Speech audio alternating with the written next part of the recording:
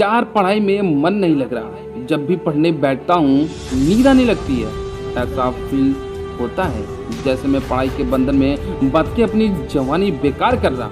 Mobile चलाने का मन करता है, चैटिंग करने का मन करता है, दोस्तों के साथ गप्पे लड़ने का मन करता है। हर पल यही सोचता रहता हूँ कि ये पढ़ाई किसने बनाई। यही सोचा हूँ कि टॉप करने वाले स्टूडेंट कैसे पढ़ते होंगे, वो कैसे ले आते हैं इतने मार्क्स, उनकी मेमोरी इतनी साफ कैसे होती है, क्यों कोई स्टूडेंट एग्जाम में 99% ले आता है, जबकि तुम्हें लगता है कि तुम बहुत पढ़ते हो और फिर भी तुम्हारे मार्क्स बहुत कम आते हैं। ऐसा क्या होता है जो एक टॉपर को तुमसे अलग बनता है? इसका जवाब मुझे तुमसे चाहिए।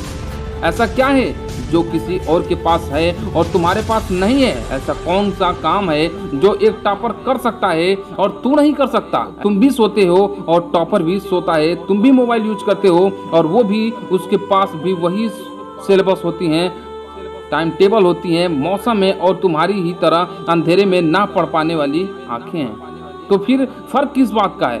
फर्क बहुत कम है। एक फर्क है टाइम और प्रायोरिटीज का, यानी वक्त और प्राथमिकताओं का। एक टॉपर को पता होता है कि कौन सी चीज को या कौन से काम को कब और कितना समय देना है। जैसे अगर तुम्हें पता है कि मोबाइल यूज करने से मैं अपने काम में डिस्ट्रैक्ट हो जाऊंगा, तो मैं उस जरूरी काम को पहले निपटाऊंगा और मोबाइल के मैसेज बाद में चेक करूंगा।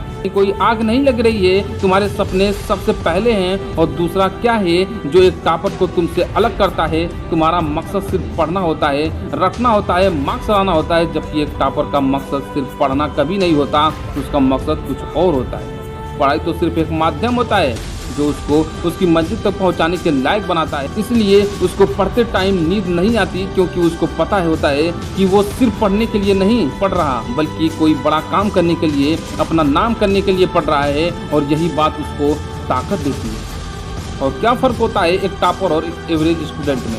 टॉपर कभी भी रटता नहीं है, वो चीज़ों को कॉन्सेप्ट से समझता है, उनको प्रैक्टिकल में वे अप्लाई करता है, इसलिए वो उनको भूलता नहीं है।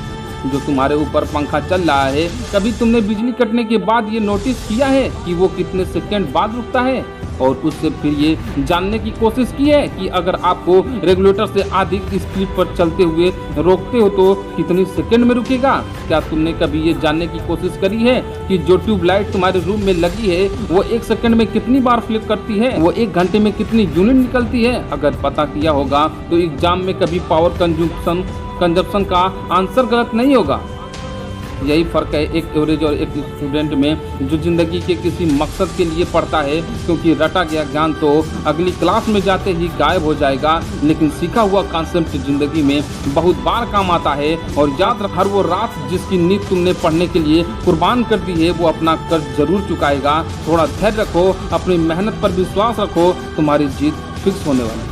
तो दोस्तों, उम्मीद करता हूँ ये आपको मेरी मोटिवेशनल वीडियो बहुत पसंद आई होगी। दोस्तों, वीडियो को लाइक कर देना, अभी तक चैनल को सब्सक्राइब नहीं किया तो चैनल को सब्सक्राइब कर देना। मिलते हैं दोस्तों नए मोटिवेशनल के साथ, तब तक के लिए जय हिंद।